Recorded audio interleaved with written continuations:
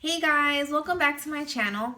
Well, today's video I'm going to be doing another story time. Yeah, this happened when I was in high school, I think like my senior year, so not too long ago. So basically what happened was it was a nice sunny day and my best friend used to come over a lot at that time because, we had nothing else to do, so she would come over a lot. Oh, excuse my hair. So yeah, she was at my house and we were just bored. Honestly, I don't really remember. I don't think we were doing anything. We would just like hang out at my house and like buy like candy and stuff and just stay home, And that day, I think I was because she really liked to take pictures, so I would always be the one to take pictures of her if she wanted like full body ones. I think we were outside doing that, like taking pictures or something. And then I live like there's like houses like across the street from us too, so we were just out there. And then my niece was at I think my mom was watching her that day too, so she was at the at my house. And then my niece always likes to like follow me around and stuff. There's a high school across the street from my house as well. Well, those people, by those people, I mean the people that live across the street from us. I doubt they watch my videos, so I'm just gonna say it. Like, they're kind of crazy. I think the mom, like, it looks like she's on drugs. Like, I'm not trying to be mean or anything, or like, yeah, I have nothing against people that do use drugs. Like, it's none of my business. I don't care, But it looks like she does drugs and she's like always drinking and stuff. So one of the guys that lives in that house, like those doors, um, it's like the metal doors that you can see through them and it has little holes. I don't know what they're called exactly. They have one of those and their actual door was open and he was sitting like behind the door with holes. And then a girl from the high school, she was walking towards the high school and past that guy's house. And then she was like a few feet away from their house already, like 5 feet away or something like that. And then we hear that he starts calling her, I don't remember exactly what he was saying, but he started like calling her towards the house. And me and my best friend were just out there and we kind of like looked at each other and then like we knew, like we're like, oh, what the heck, like that guy's like a weirdo. And then I kept taking pictures of her, we didn't think anything of it. Oh, and then after the girl was like about 10 or 15 feet away, or steps, I don't know, whatever. But she was like a little bit further, but still close. So this guy, he walks out of his house and starts following her. And I told my friend, I was like, oh my God, like he's following her. And she was like, oh, like whatever. But me, I take everything really seriously. And I was like, oh, like I don't live in a good area. So instantly, like I think like, oh, he's going to kidnap her. He's going to rape her. He's going to, he's going to do something to her.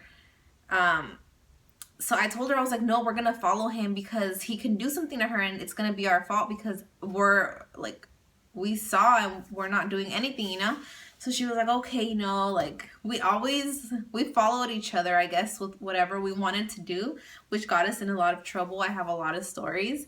But basically, like, yeah, he started following her. And then me, my best friend, and my niece was like 4 or 5 at the time. And I didn't want to like waste my time going inside to leave her with my mom. So I just took her with me, which was like, it was a really bad idea and not responsible on my part because, I didn't know what we were getting ourselves into. But yeah, basically like we started following them like slow, like we weren't right behind them because we didn't want him to see that we were following them. So yeah, he followed her all the way down like to the end of the street, and then she turned left, and he kept following her, and then of course we kept following them, and then she kept going and he kept going, so we kept going. We weren't gonna stop, And then eventually she went into this one house, and we ended up in those streets that are like a dead end that they just like it just kind of like curves and there's no way out.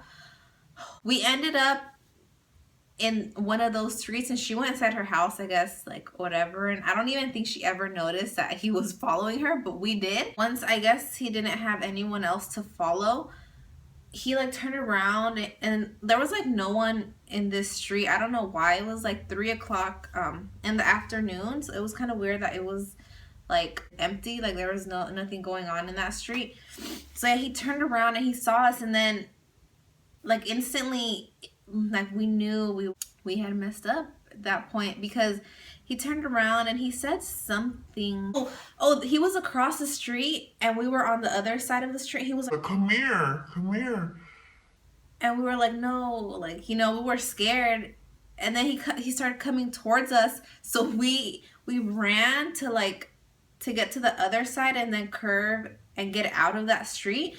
But my niece, she was wearing heels because she loves to wear heels. So she was wearing heels and she couldn't run. So I picked her up and she was kind of heavy, you know, and as fast as we were trying to run out and like get out of that street, because we wanted to go, like, wanted other people to see us, just in case if he was going to do anything. And he was kind of drunk. I could tell by the way he was like slurring his words and stuff. He wasn't like sober, and so he was like more dangerous than we thought.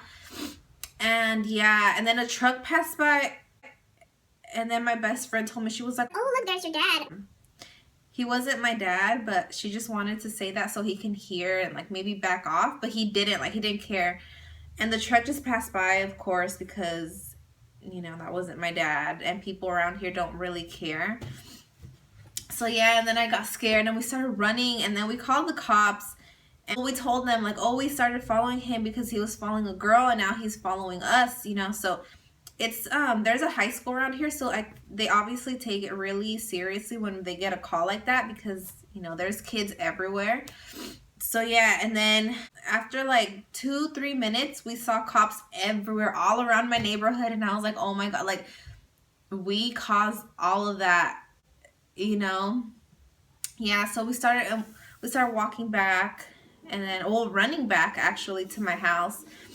And then we got here and I told my mom everything, and my best friend's mom was already here to pick her up and stuff, and it was crazy.